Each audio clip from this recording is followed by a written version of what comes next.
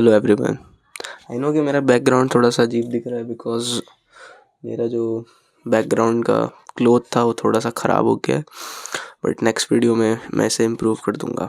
चलिए अपने case study पे चलते हैं। एक शहर जहाँ पे हज़ारों की तादाद में लोग सड़कों पर सोते हैं। एंड आई नो आपने देखा होगा कि सड़कों पे लोग आमतौर पर सोते हैं जिनके पास रहने के लिए घर नहीं होता, वो लोग सड़कों पर सोते हैं। एंड मुंबई में आई थिंक मुंबई या कोलकाता जैसी जगहों में ये चीज़ काफ़ी कॉमन भी है। बट क्या हो कि इन सड़क पे सोने वाले लोगों को कोई बेवजह में मार दे और उसको कोई पकड़ भी नहीं पाया। तो चलिए जानते हैं कि कौन था मिस्टीरियस किलर जिसका नाम था द स्टोन मैन किलर।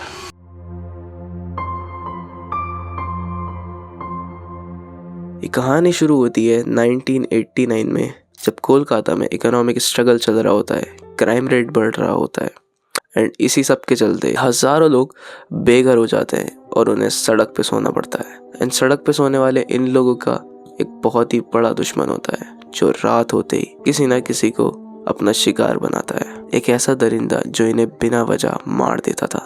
सबसे पहला मर्डर केस रिपोर्ट होता है 1989 में, जब एक आदमी जो रोज की तरह सड़क पर सो रहा होता है, पर अगले दिन की सुबह में लोग देखते हैं कि उस आदमी की डेड बॉडी पड़ी है और उसका सर एक बड़े पत्थर से कुचला गया है। उसके सर की हड्डियां पूरी तरीके से टूट चुकी थी क्योंकि उसके सर पे बहुत बड़े और भारी पत्थर से वार किया गया था। लेकिन ये तो बस शुरुआत थी। आने वाले कुछ महीनों में ऐसे 13 मर्डर केस रिपोर्ट होते हैं जिसमें सेम पैटर्न फॉलो किया जाता है। विक्टिम के सर पे एक बड़ा सारा पत्थर मार दिया जाता था जिससे विक्टिम की मौत इंस्टेंटली हो जाती थी। लेकिन कहानी में एक ट्विस्ट आता है।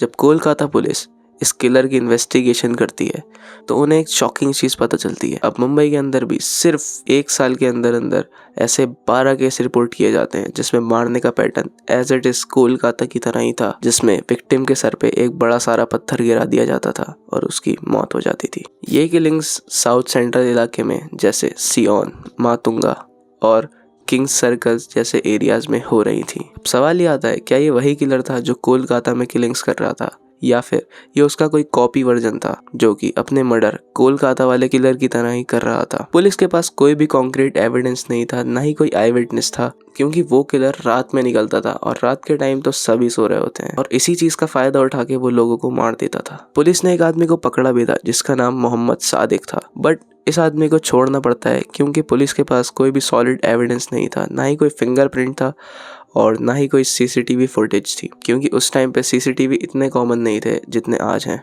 1990 आते आते दोनों शहरों में स्टोन मैन किलर का टेरर बहुत ज़्यादा बढ़ जाता है, बट जिस तरीके से इस किलर की दहशत बढ़ी थी उसी तरीके से ख़त्म भी हो जाती है, क्योंकि 1990 के बाद एक भी ऐसा केस रिपोर्ट नहीं होता है। आज तक ये केस ऑफिशियली अनसॉल्व्ड है। इसके बाद काफ़ी सारी थ्योरीज भी आई, जैसे कि लोग मानते हैं कि एक ही किलर था जो कि पहले कोलकाता में किलिंग करता था और उसके बाद इसने मुंबई में भी किलिंग करना चालू कर दी थी। बाकी कुछ लोग ये कहते हैं कि ये सिर्फ एक पैटर्न है जो कि अलग अलग शहरों में अलग अलग किलर्स के द्वारा कॉपी किया गया। पर अगर एक्सपर्ट की माने तो एक्सपर्ट का कहना ये है कि ये एक मेंटली अनस्टेबल आदमी का काम है जो कि अपना गुस्सा इन बेचारे बेघर लोगों पर निकाल रहा था। वहीं कुछ एक्सपर्ट का ये मानना है कि ये किसी गैंग का काम हो सकता है जो कि बैगर्स, लेबर टाइप लोगों को मारकर उनकी आइडेंटिटी इरेज करना चाहते थे। लेकिन सच क्या है, क्या स्टोन मैन किलर आज भी जिंदा है और उसने अपने मारने का तरीका बदल लिया, या फिर एक मिस्ट्री है जो कभी सॉल्व ही नहीं होगी। फिलहाल ये केस अनसॉल्व्ड है। आई होप ये केस स्टडी आपको अच्छी लगी होगी। अगर अच्छी लगी है तो please you know what to do, hit the right button. And आगे भी मैं ऐसी केस स्टडीज़ लेकर आता रहूँगा। अगर आपके पास ऐसी ही कोई रिकमेंडेशन है केस स्टडी से लेके तो आप लोग मुझे ज़रूर सजेस्ट कर सकते हैं एंड आई विल ट्राई कि मैं हर हफ्ते नई वीडियो लेकर आऊँ। And that's it, I will see you next time.